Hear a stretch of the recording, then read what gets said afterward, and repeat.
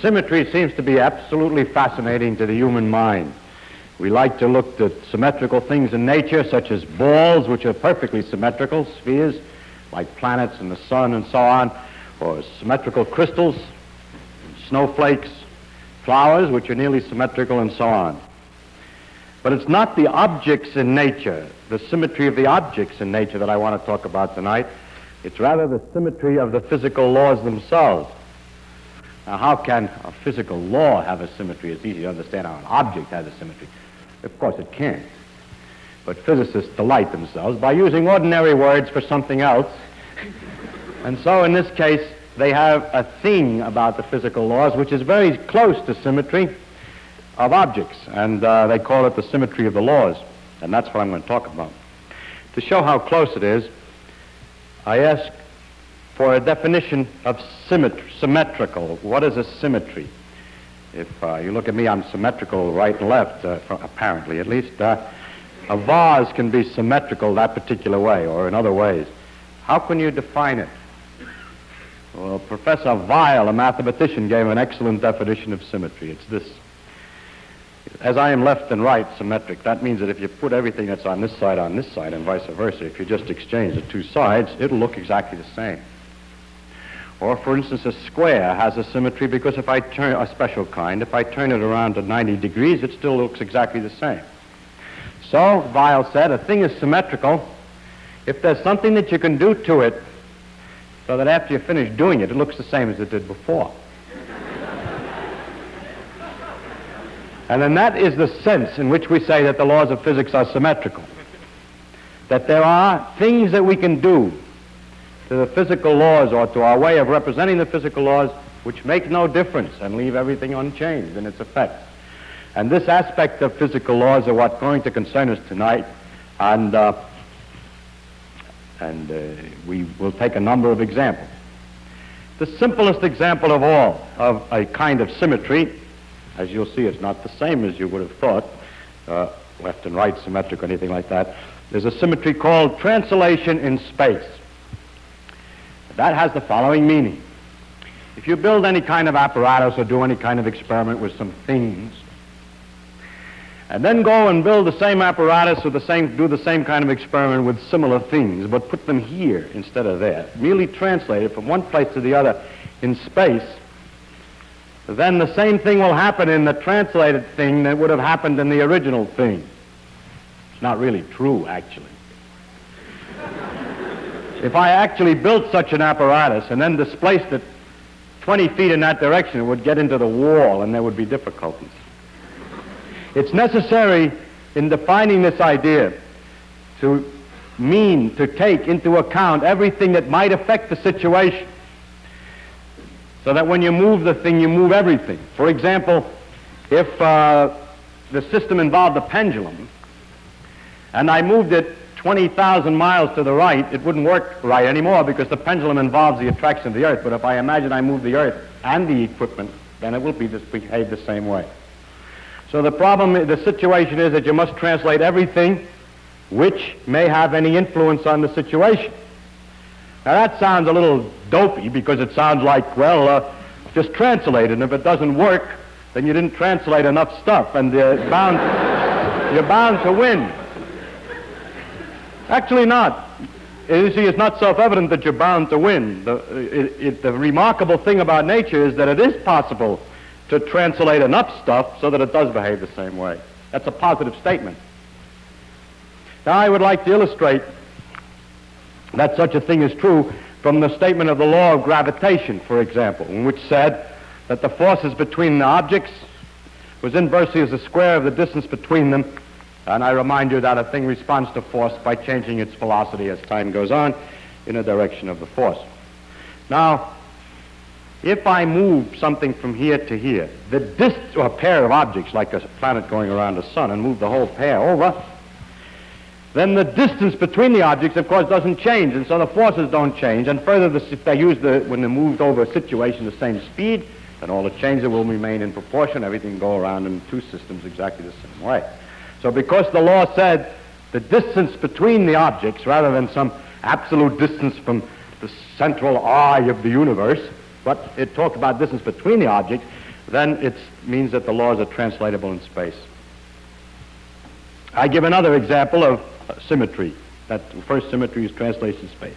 The next one could be called translation in time, if you like, but better just to say a delay in time makes no difference. If we start a planet going around the sun in a certain direction as it goes around, and if we start it all over again 2 hours later, or say 2 years later, with another beginning, starting the planet and the sun going on the same way, it'll behave in exactly the same way. Because again, the law of gravitation, as stated, talks about the velocity and never talks about the absolute time and when you were supposed to start measuring things.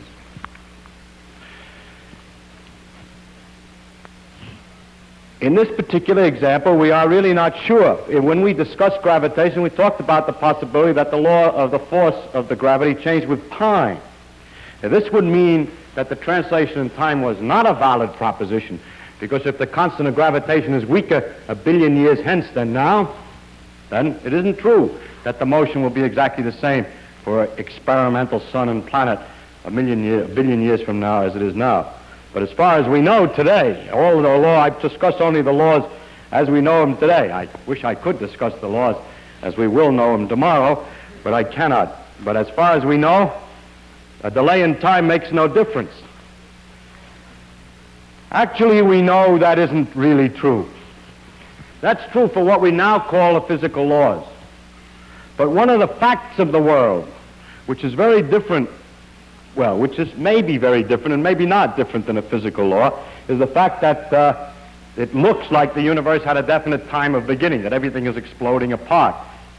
Now that you might call a condition of geography, analogous to the situation that if I say I translate, I don't translate everything I have to move that wall if it's going to make any difference. And in the same sense, you would say, oh, I see, he means the laws are the same. The universe expanded and everything else, but we could have made another analysis in which we start the universe later. But we don't start the universe, and we have no control on the situation, and we have no way to define that idea experimentally. Therefore, as far as the science is concerned, there really is no way to tell. And the fact of the matter is that the conditions of the world are changing in time. As we know, apparently, at least the galaxies are all separating from one another. So if you were to awake in some science fiction story at an unknown time, by measuring the distances, the average distances to the galaxies, you could tell when it was. And that means that the world will not look the same if delayed in time. Now, it is conventional today to separate the physical laws which tell how things will move if you start them in a given condition from the statement of how the world actually began, because we know so little about that. And it is usually considered that astronomical history or cosmological history or whatever you want is a little different than physical laws. But if put to a test, how would you define the difference, I would be hard-pressed. The best characteristic of physical law is its universality. And if there's anything universal about the thing, it's the universal expansion of all the nebulae. So I have no way of defining that. But if I restrict myself to disregard that matter, then as far as the other physical laws are known, and the law that determines how the thing expands, the cause of it and so on, is not known. If you take only the physical laws that are known, a delay in time makes no difference. Now we take some other examples, and another is a rotation in space, a fixed rotation. If I build a piece of equipment and do some experiment with a piece of equipment built here, and then take another one, better translate it so it doesn't get in the way, here, but turn it so that all the axes are a different direction, it'll work the same way. Again, we have to turn everything that's relevant. If the thing is a grandfather clock and you turn it this way, well, the pendulum will just sit up against the wall of the can, it won't work. But if you turn the Earth too, as is going on all the time, it still keeps working all right. The mathematical description of this possibility of turning is a rather interesting one, because to describe what goes on in the situation, we like to use numbers to tell where something is. They're called the coordinates of a point, and we use, for instance, sometimes 3 numbers to do it. How high it is above some plane, how far it is in front of me, say, and back is then negative numbers, and how far to the left. Suppose I did that, and I'm not going to worry about up and down, because for rotations I just have to use 2 of these 3. Let's call the distance this way x in front of me, and y is how much to the left. And I can locate any body by telling how far he is in front, how far to the left. Those who come from New York City will know that the street numbers work that way very neatly. But until they began to change the name of 6th Avenue.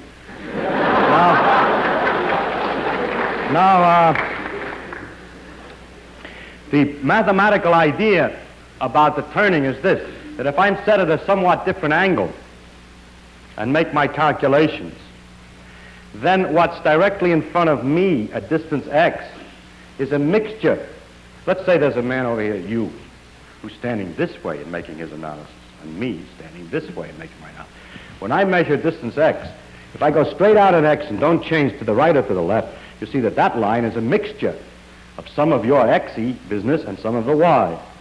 So that the connection, the transformation is that x gets mixed into x and y gets mixed into y and x, and that the laws of nature shall be so written that if you make such a mixture and resubstitute it in the equations will not change their form.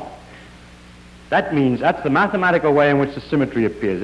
If you write in mathematical form, the symmetry appears this way. You write the equations with certain letters, then there's a way of changing the letters from x and y to a different x prime, and a different y prime, which is some formula in terms of the old x and y, and the equations look the same, only have primes all over them.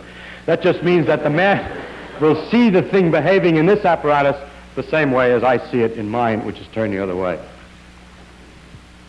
I'll give another example. This example is very interesting. It's a question of uniform velocity in a straight line. It is believed that the laws of physics are unchanged under the symmetry, under the operation of making a uniform velocity in a straight line. This is called the principle of relativity. If we have, for instance, a spaceship, and we do have an equipment in it that is doing something, and we have another equipment down here on the ground, and the spaceship is going along at a uniform speed, then inside the spaceship, somebody watching what's going on can see nothing different than the man that's standing still in his apparatus in there. Of course, he looks outside, or he bumps into an outside wall, or something like that. It doesn't matter. But insofar as he's moving at a uniform velocity in a straight line, the laws of physics look the same to him as it do to me, who is not moving. Since that's the case, I cannot say who's moving. Now, I insist and emphasize here something before we go any further, that in all of these transformations and all of these symmetries, we are not talking about moving the whole universe.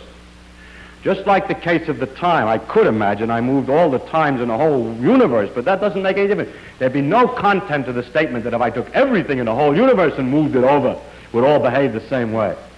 The very remarkable thing is that if I take a piece of apparatus and move it over, then if I make sure about a lot of conditions and include enough apparatus, I can get a piece of the world and move it relative to the average of all the rest of the stars, and it still doesn't make any difference. And in this case, it means that someone coasting at a uniform velocity in a straight line relative to the average of the rest of the nebulae sees no effect. It is impossible to determine by experiments inside a car without looking out by any effects that you're moving relative to all the stars if you want.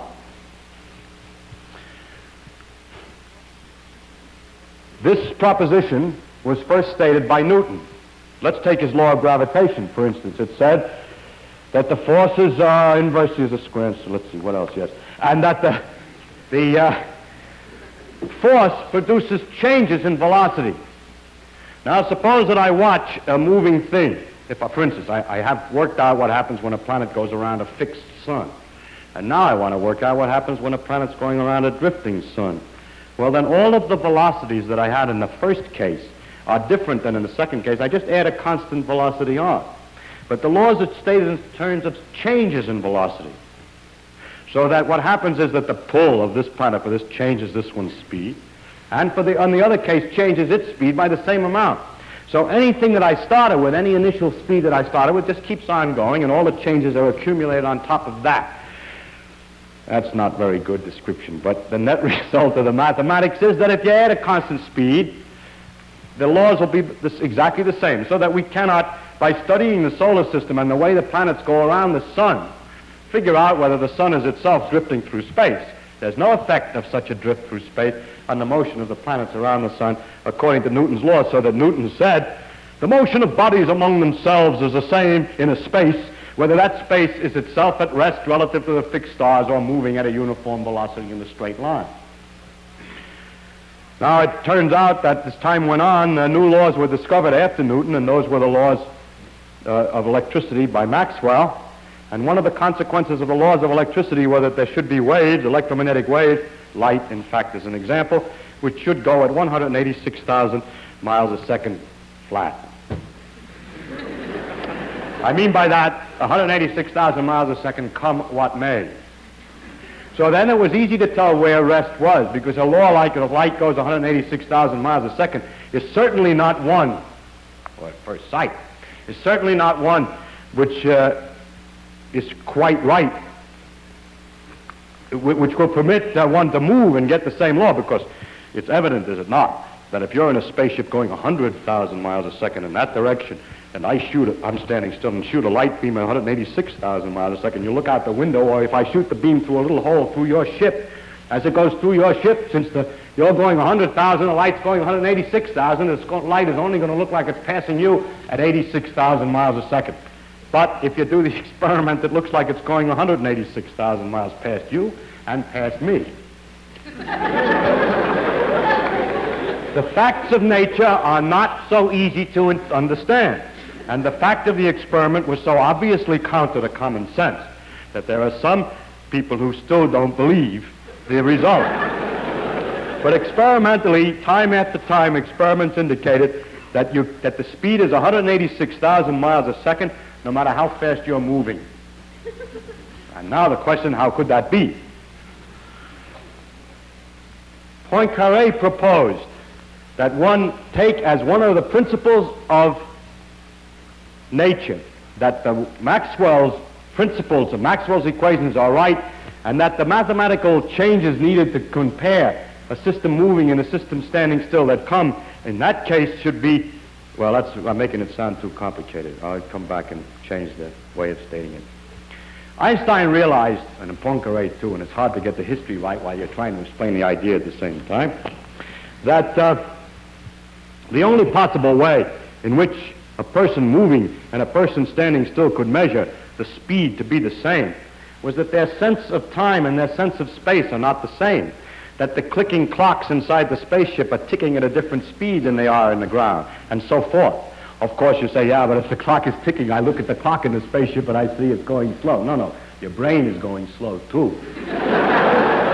So by making sure that everything went just so inside the spaceship, it was possible to cook up a system by which in the spaceship it would look like 186,000 spaceship miles per spaceship second, whereas it looks like 186,000 my miles in my seconds at the same thing. It was a very ingenious thing to be able to do. It turns out remarkably enough to be possible.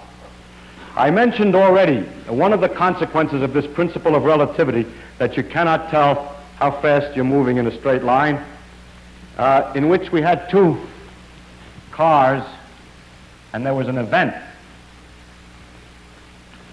It happened at each end of this car. A man was standing in the middle of the car, and there was an event that happened at each end of this car at a certain instant, which this man claimed was the same time, because standing in the middle of the car, he saw the light from both of these things at the same time. Whereas a man in another car, who happened to be moving this way with a velocity, saw these same two events, not at the same time, but in fact saw the one here first, because the light reached him before the light from here, because he's moving forward. So you see that one of the consequences of the principle of symmetry for uniform velocity in a straight line, that symmetry means you can't tell who's right, is that when someone talks about something like, when I talk about everything that's happening in the world now, that doesn't mean anything. If you're moving along at a uniform velocity in a straight line, everything that happens at now, simultaneous, is not the same events as my now, even though we're passing each other. Our instant here is the same, but somewhere else, we cannot agree what now means at a distance. So this means a profound transformation in our ideas of space and time in order to maintain this principle that you can measure, that uniform velocity in a straight line cannot be detected.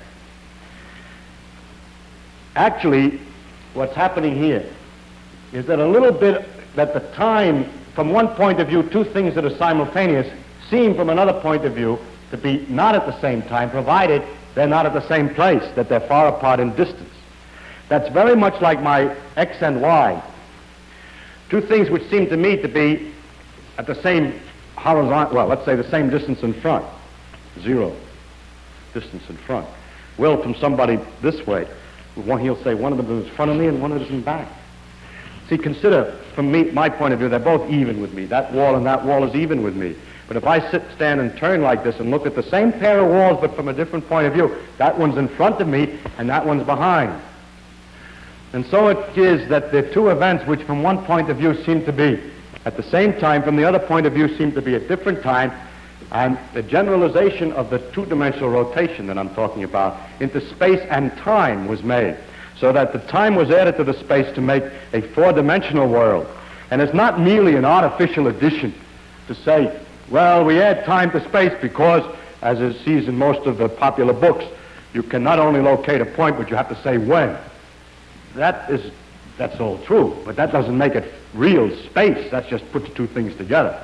Real space has, in a sense, the characteristic that looked at from a different, it's possible to look at it from a different point of view, that has an existence that is not, that it has an existence that's independent of the particular point of view, that there's a commonness, that a certain amount of time can get mixed up with a certain amount of space. So that space and time must be completely interlocked. And after this discovery, Minkowski said that space of itself and time of itself shall sink into mere shadows, and only a kind of union of the two shall survive. I bring this particular example up in such detail because it is really the beginning of the study of symmetries in physical laws. It was Poincaré's suggestion to make this analysis of what you can do to the equations and leave them alone. It was Poincaré's attitude to pay attention to the symmetries of physical laws. The symmetries of translation, space, delay, and time, and so on, were not very deep. But the symmetry of uniform velocity in a straight line is very interesting and has all kinds of consequences. Furthermore, by these consequences were extendable into laws that we did not know. By guessing that this principle is true for the disintegration of a mu meson, we don't know why the mu meson disintegrates in the first place. We can tell a lot about it by the proposition that we can't use mu mesons to tell how fast we're going in a spaceship either. And that tells us something, at least, about the mu meson disintegrations. There are many other symmetries of some of them are of different kinds. I just mentioned there and others. Another one is that you can replace one atom by another of the same kind, and it makes no difference to any phenomenon. Now, you say, yeah, what do you mean by the same kind? You mean one way, you replace it by the other one, it doesn't make any difference. It looks like physicists are always talking nonsense in a way, isn't it? Because there are many different kinds, and if you replace one by one of a different kind, it makes a difference, but if you replace one by the same kind, it doesn't make any difference, and that just seems like a circular definition. But the meaning of the thing is that there are atoms of the same kind, that it is possible to find classes of atoms, that you can replace one by another of the same kind, and it doesn't make any difference. There are such things.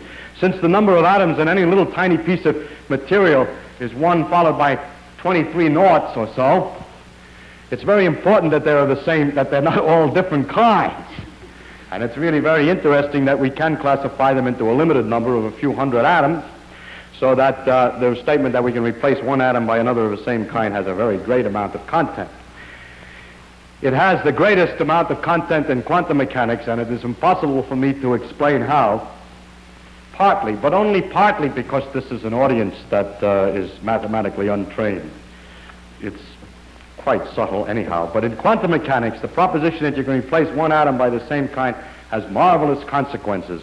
It produces peculiar phenomena in liquid helium, the liquid that flows through pipes without any resistance, just coasts on forever. That has all kinds of consequences. In fact, it's the origin of the whole periodic table of the elements and the force that keeps me from going through the floor. But I can't go into that particular thing, but I want to emphasize the importance of looking at these principles. By this time, you're probably convinced that all the laws of physics that are symmetric under any kind of change whatsoever. So I have to give a few ones that don't work. First one, change of scale. It is not true that if you build an apparatus and come over here and build one twice as big, every part made exactly the same kind of stuff, but twice as big, that it will work exactly the same way. You who are familiar with atoms are aware of this fact, because if I made it 10 billion times smaller, I would only have 5 atoms in it. And I can't make a machine tool, which this thing is with screw threads and so on, out of 5 atoms. So it's perfectly obvious if we go far enough that we can't change the scale. But even before the complete awareness of the atomic picture was developed, it became apparent that this law isn't right. You've probably seen in the newspapers from time to time somebody who's made a cathedral with matchsticks. Several floors and beautifully delicate and everything, just more Gothic than any Gothic cathedral has ever been.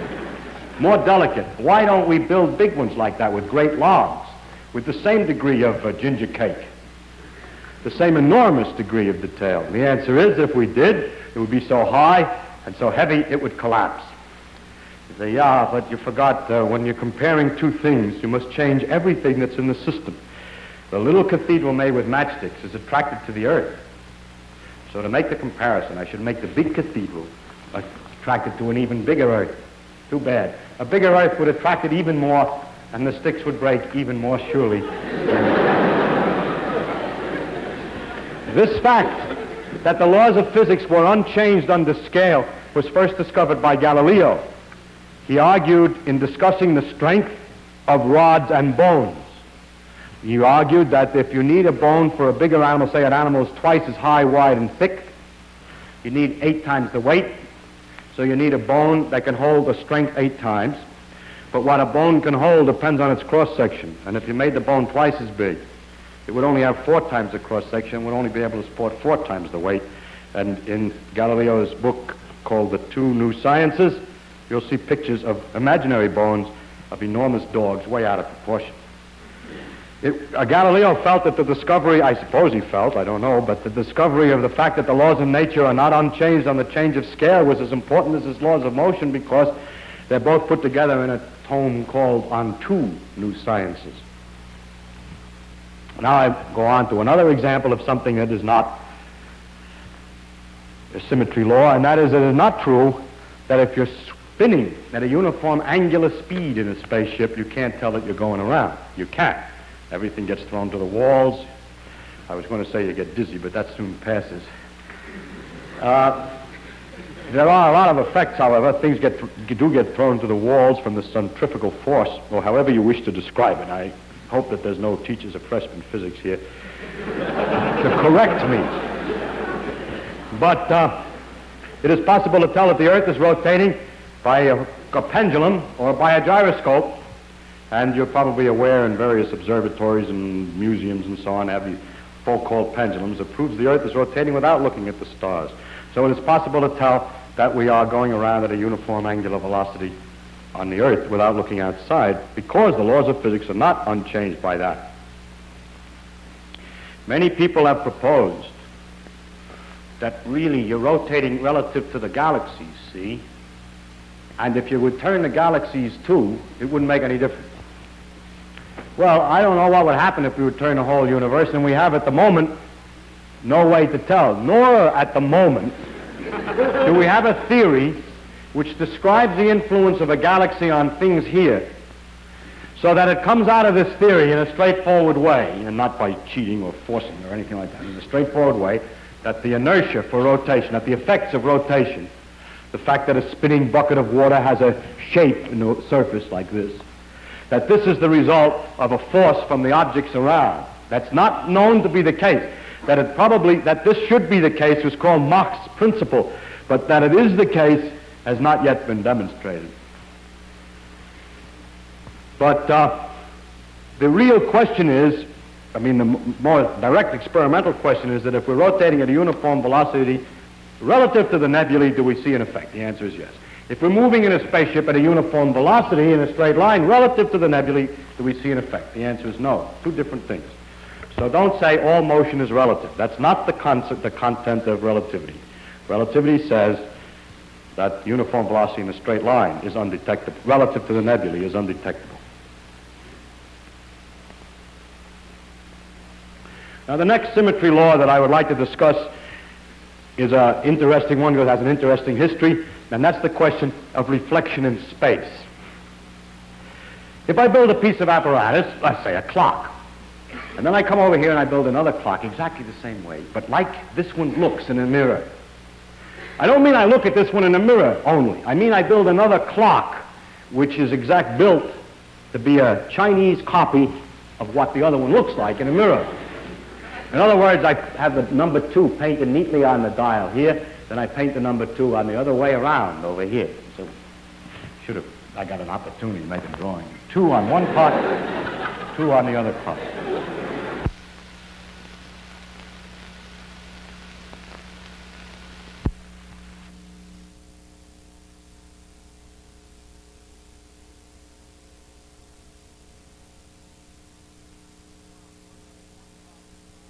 Which is wound one way in one clock is wound in the corresponding opposite way in the other clock. They match each other like 2 gloves, right and left. Now we wind up the 2 clocks. We set them in corresponding positions. I was going to say the same, but we set them to the mirrored positions, and we let them tick. Question, will they always agree with each other? Will all the machinery of the clock go in the mirror image of the other one? And I don't know what you would guess about that. You probably guess it's true, and most people did guess it was true. Of course, we're not talking about geography. We can distinguish right and left by geography. We can say that if we stand in Florida and look at New York, the ocean is on the right, and that distinguishes right and left. And and if the clock involved the water of the sea and then New York and so on, then it wouldn't work if you built it the other way, because its tickler wouldn't get in the water. But what we have to imagine, of course, is that the geography of the earth is turned around too on the other clock. Anything that's involved must be turned around. Nor are we interested in history. For example, if you pick up a screw in a machine shop, the chances are it's right-hand thread. And you might argue the other clock isn't going to be the same as this one because it's harder to get the screws. But that's just a question of what kind of things we make. So that altogether, the first guess is that it doesn't make any difference. And it turns out that the laws of gravitation are such that it wouldn't make any difference if it worked by gravity. The laws of electricity and magnetism are such that if in addition it had electric and magnetic guts, currents and wires and whatnot, it would still vote. The corresponding clock would run the same. And if the clock involved nuclear reactions, ordinary nuclear reactions, to make it run, it wouldn't make any difference either. But it does make a little bit of difference. I'll come to what makes a difference in a minute, but the first possibility that may suggest itself to you, if you know anything much, you may have heard that it's possible to measure the concentration of sugar in water by putting polarized light through the water. If you put the piece of Polaroid that lets light through in a certain axis through the water, then you'll find in order to, when you watch the light as it goes through deeper and deeper sugar water, you have to turn the Polaroid have another piece of Polaroid at the other end of the water more and more to the right as the stuff goes through. Maybe it's to the left, I can't remember, but let's say to the right, as you go through deeper, deeper solution. And if you make the water light go the other way through the solution, it's still to the right. So there's a right-hand way, there's a difference for right and left. So if we put sugar water in the clocks and light, then if we put, say, in one tank of water and make the light go through and turn and put the Polaroid so it can just get through, and make the corresponding image on the other side, hoping the light would turn this way, it won't, it'll turn the other way, and it won't go through right. So by using sugar water, our 2 clocks can be made different. So it's a very remarkable fact. And it isn't true, therefore, at first that the 2 clocks will be, that the physical laws are symmetric for reflections. However, it's possible to make sugar in the laboratory. The sugar that we got that time might have been from sugar beets, but sugar isn't a complicated molecule. And it's possible to make sugar in the laboratory out of carbon dioxide and water, and going through lots and lots of stages in between, and make artificial sugar. When you put the artificial sugar in there, which is chemically and measured every way, it seems to be the same, it doesn't turn the light. Then, if you put bacteria in the water, in the sugar water, bacteria eat the sugar. And when you let the bacteria eat the sugar, and then try with what's left, it turns out first they only eat half the sugar. The artificial sugar. Second, when you're all done, it's turned to the left, the stuff that's left. And now you find the explanation to all this is the following. A sugar is a complicated molecule, a set of balls, atoms, in some complicated arrangement. If you make exactly the same arrangement, but left as right, like if the arrangement is complicated like this, then you make one the same way. Then every distance between every pair of atoms is the same, in one as in the other. The energy of the molecules is exactly the same. And for all chemical phenomena not involving life, they're the same. But living creatures find a difference. The bacteria eats one kind and not the other. The sugar that comes from sugar beets is only one kind, all left-hand molecules. And so, or right-hand, and so it turns the light one way. The bacteria can only eat that kind of molecules. When we manufacture the sugar from substances which themselves are not asymmetrical, simple gases, we make both kinds in equal number. Then, if we let the bacteria eat, they'll eat the kind they can eat, and the other is left, and that's why it comes out the other way. It's possible to separate the two by looking through magnifying glasses at the crystals and separating them and so on, as Pasteur discovered, and so forth, so that we can definitely show that all this makes sense, and even our artificial sugar, then we can separate ourselves. We don't have to wait for the bacteria. But the interesting thing is that the bacteria can do this. Does that mean that the living processes don't obey the same laws and so on? Apparently not. It seems that in the living creatures there are many, many complicated molecules, and they all have a kind of thread to them. One of the most characteristic molecules in living creatures, proteins, and it takes a little while to explain the details, but let's put it very simply. They have a corkscrew property, and they go, let's say, to the right. Now, as far as we can tell chemically, if we could make this chemically the same thing to the left, it would not function biologically because it wouldn't, when it met the other proteins, fit the same way. That is, a left-hand thread will fit a left-hand thread, but left and right don't fit very well the same way.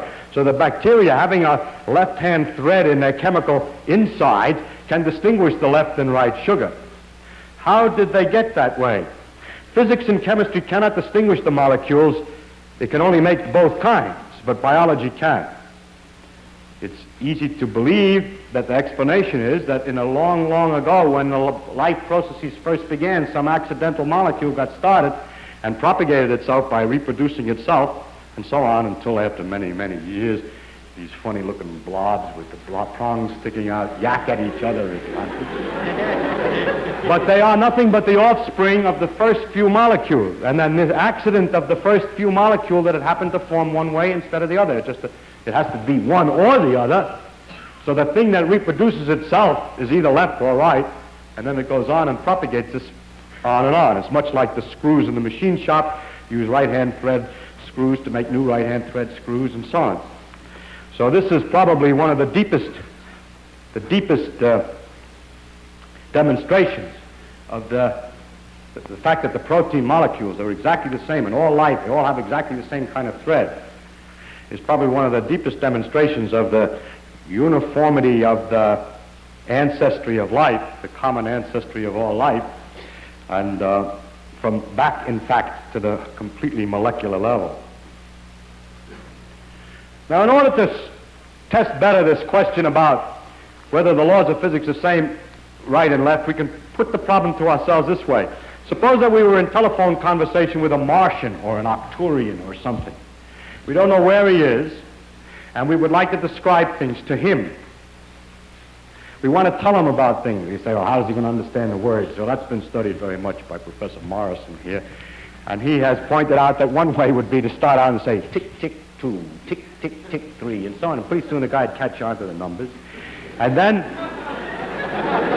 as you understand your number system, then you can write lots of numbers, and you could, for example, write a whole sequence of numbers that represents the weights, the proportional weights of the different atoms in succession. And then say hydrogen, 1.00, deuterium, and so on. And he would, after he sat down with all those numbers and piddled around a while, would discover that the mathematical ratios were the same as the ratios of the weights of the elements, and therefore those names must refer to elements. And so gradually you could, in talking to him, to have a common language. In many ways, common. There are many. Now comes the problem. Suppose that he says, you fellas, after we get familiar with him, he says, you're very nice. Now I'd like to know what you look like. And you start out, well, we're about 6 feet tall. He says, 6 feet. How big is a foot? Well, it's very easy, you say. A foot, 6 feet tall, is 170,000 million hydrogen atoms high. Well, it's not a joke. It's a possible way of describing 6 feet to someone that has no measure. assuming that we cannot send them any samples, nor can we both look at the same object. We have to tell them how big we are, we can do it. That's because the laws of physics are not unchanged under a scale change. So we can use that fact, to use the properties of the scale to determine, you can use that fact to determine the scale. Well, here we describe ourselves after telling us 6 feet tall and we're so-and-so bilateral on the outside and we look like this and there are these prongs sticking out and all this. And he said, that's very interesting. What do you look like on the inside? So we describe a heart and so on, and we say, now put the heart in on the left side. Now the question is, how can we tell him which side is the left side? By what possible, you say, you take beet sugar, see? And you put it, in water, and it turns. Only trouble is he has no beets up there.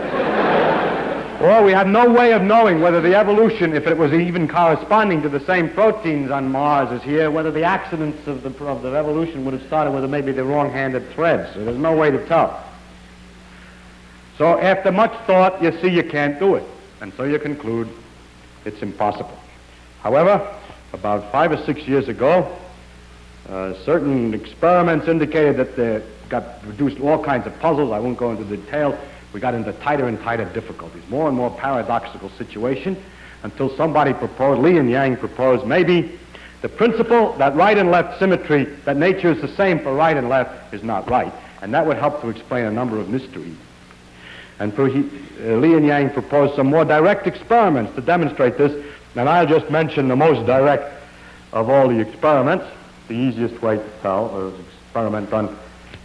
Well, there were several first experiments which were quite clear, but the one that's easiest to explain is this: that when we have a radioactive disintegration, in which an electron and a neutrino are emitted. For example, this is one that we talked about before, electron and antineutrino.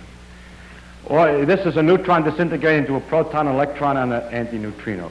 Or the corresponding thing can happen to a neutron and a nucleus. Anyway, there are many radioactivities in which the charge of the nucleus increases by 1 and an electron comes out. The thing that's interesting is that if you measure the spin, electrons are spinning as they come out. If you measure the spin, you find out that they're spinning to the left. That is a definite significance, that the electron, when it comes out of the disintegration, is turning this way. And that helical description is a left-hand thread. It's as though, in the beta decay, the gun that was shooting out the electron were a rifled gun. And there's 2 ways to rifle a gun, because there's a direction, out. And then there's a question, do you turn it this way or that way as you go out? And the experiment is that the electrons come from a rifled gun, rifled, twisted to the left.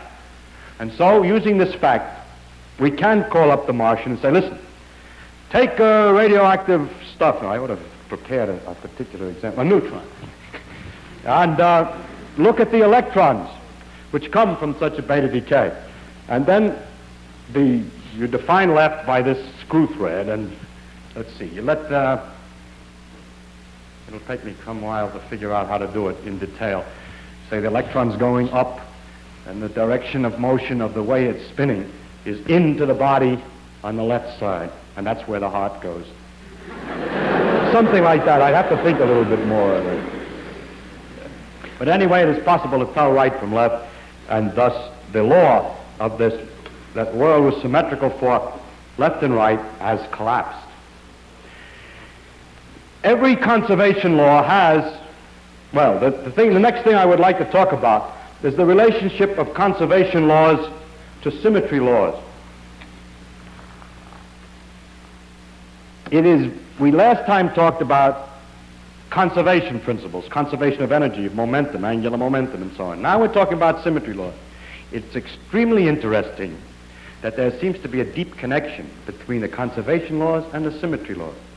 This connection has its proper interpretation, at least as we understand it today, only in the knowledge of quantum mechanics.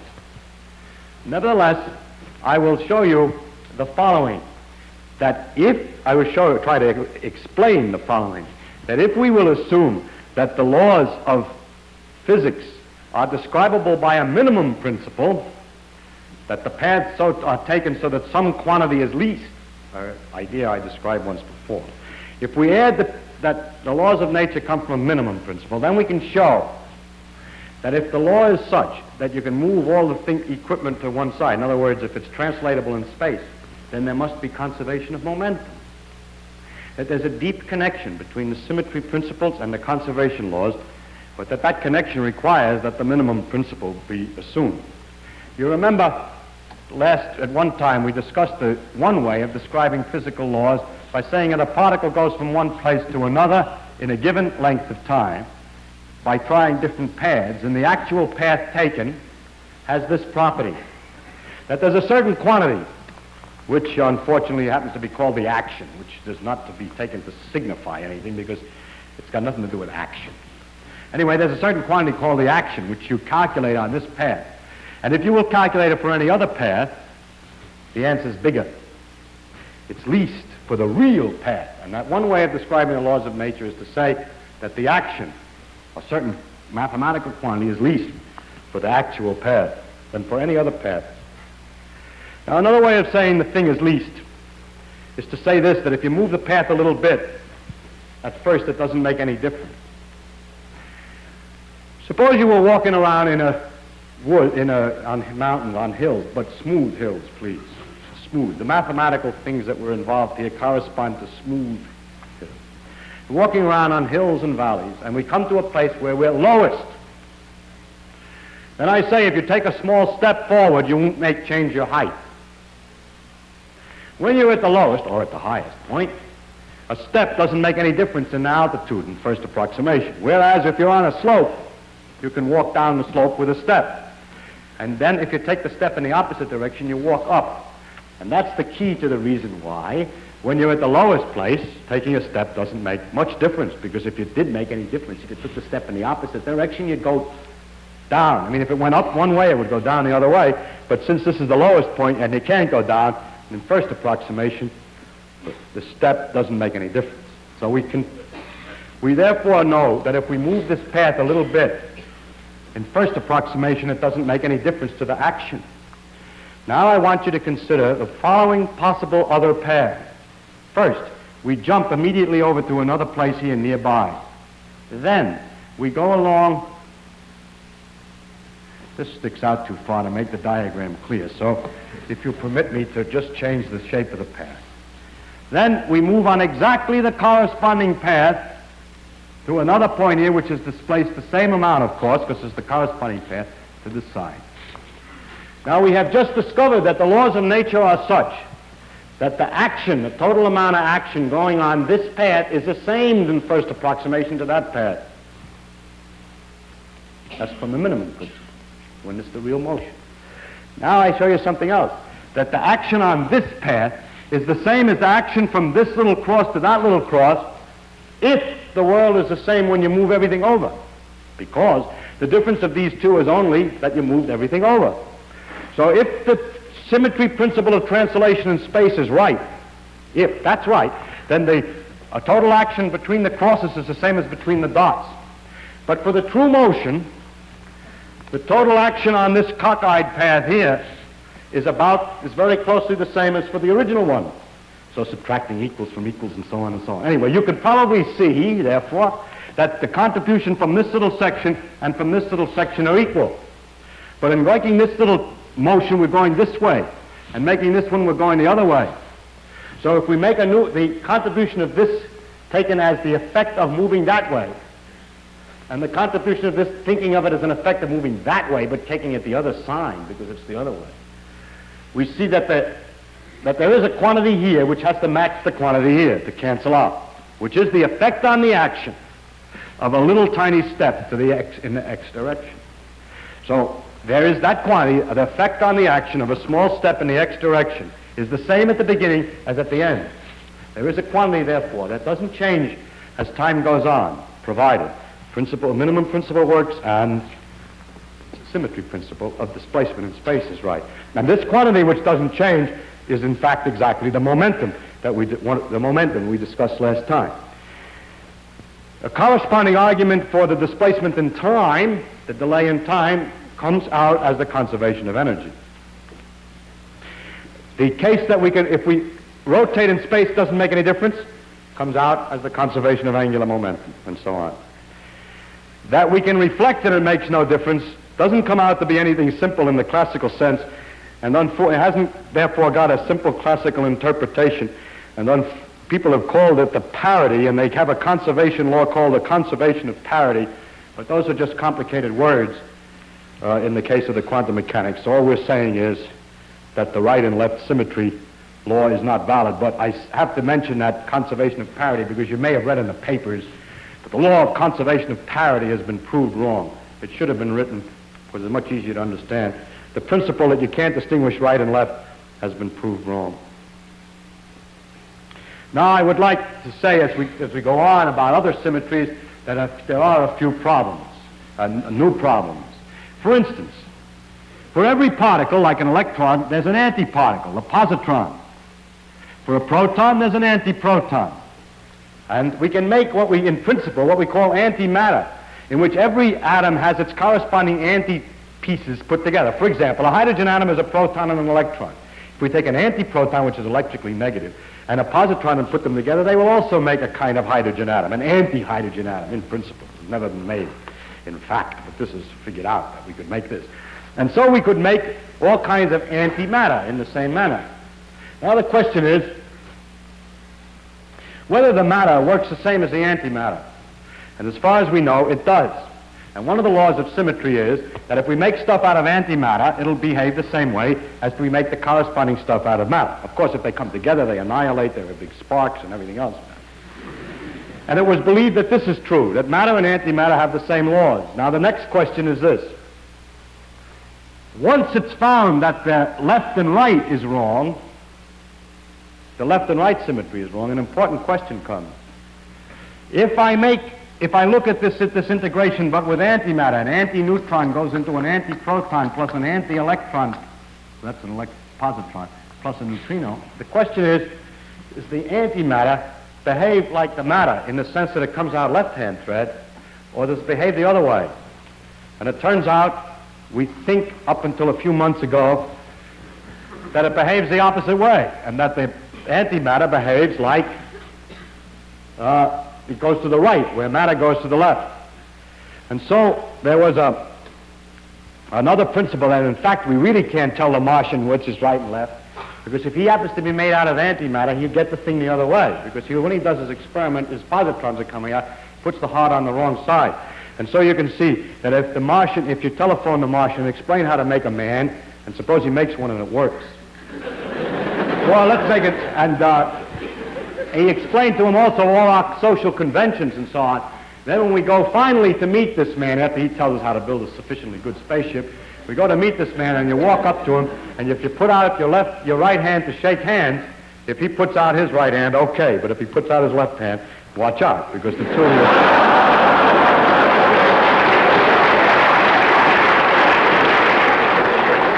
you will annihilate with each other.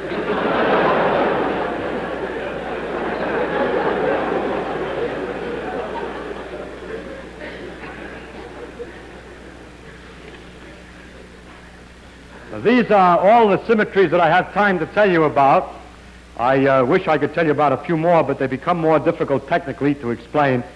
And there are some very remarkable things which are the near symmetries. The remarkable feature of this effect that we can distinguish right and left is that we can distinguish right and left only with a very weak effect, with this beta disintegration. What it means that nature is 99.99 indistinguishable right from left, but that there's just one little piece, one little characteristic phenomenon which is completely different in the sense that it's absolutely lopsided, is a mystery that no one has the slightest idea about yet. Thank you.